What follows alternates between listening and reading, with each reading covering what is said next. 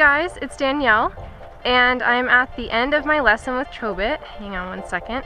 Whoa. Good girl. I'm at the end of my lesson with Chobit.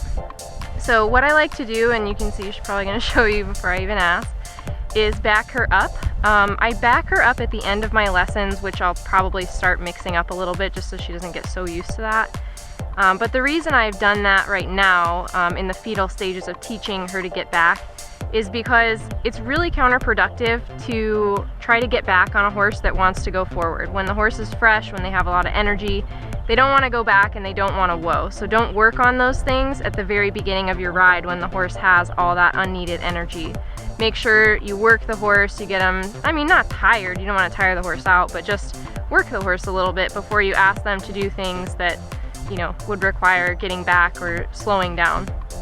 So the first thing I'm gonna do when I ask her to get back is just sit down on my seat and put my feet forward just a little bit. I don't wanna be like this or like an idiot, you know, like my leg is straight when I ride, and then I just wanna bring that toe forward just a little bit, just so she understands that simple cue. So when I get down, I put my butt in the saddle and put my feet forward. She's wanting to come back off of that alone.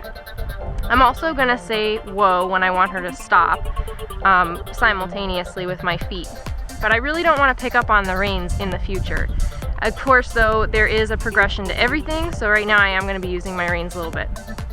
The key to backing up is not pulling on the horse. It's just applying a small amount of steady, consistent pressure that is unrelenting until the horse does what you ask, and then you release the pressure. So I'm going to pick up the rein.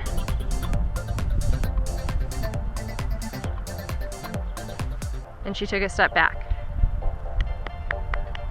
Again, and she took a step back.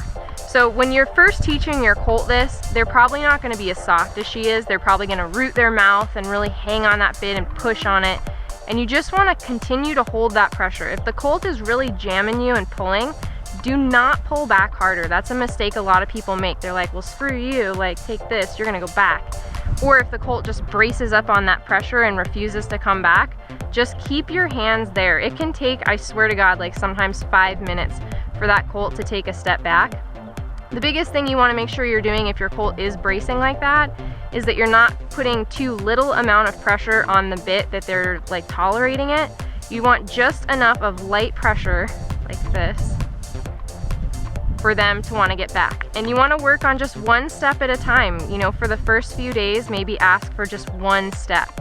And then after a week, ask for 2. And then after another day, ask for 3, and so on and so forth. Don't frustrate your horse asking for too much. Remember, this is a very, very slow progression, just like guiding. Good girl.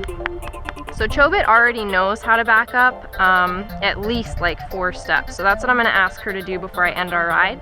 So I'm gonna sit in the saddle, put my feet forward, and I'm gonna pick up on this rein.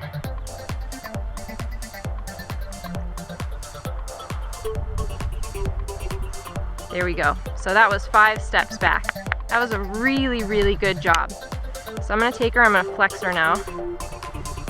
The other thing with that is don't drill your colt on backing up. Do it like 3 or 4 times in a row, giving them a release every time they do, and then move on. Roll back and go do something else. Or just get off. One more time. Pressure. Look at how minimal the pressure is on these reins.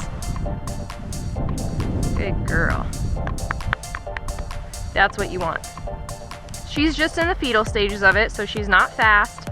She's not getting back terribly collected. Her head's kind of bobbing around, goofing off, but she's very soft on the bit.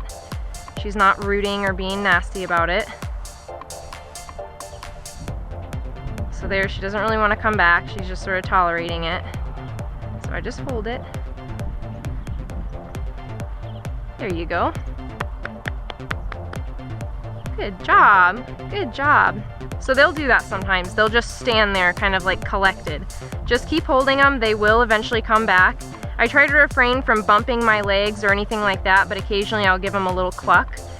Definitely I refrain from bumping on the reins like this. I really don't like that seesaw in their mouth. I just think it dulls their sensitive mouth. So just that steady, hopefully my reins are even there, that's probably part of it, but Just that steady, consistent pressure, very light. Very, very light. Good job. That was good. So I've done this a few times. That is all I'm gonna do with it.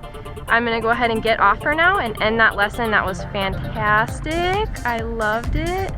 Look how soft she wants to be. Good girl, Chobit. Good job. So later on, after I've had many, many weeks of this fetal backing up, then I will advance her to something a little bit harder, like getting faster and getting more controlled and going straight back instead of kind of worming everywhere. It's all just a slow and steady progression. So that is it. Thanks for watching, guys.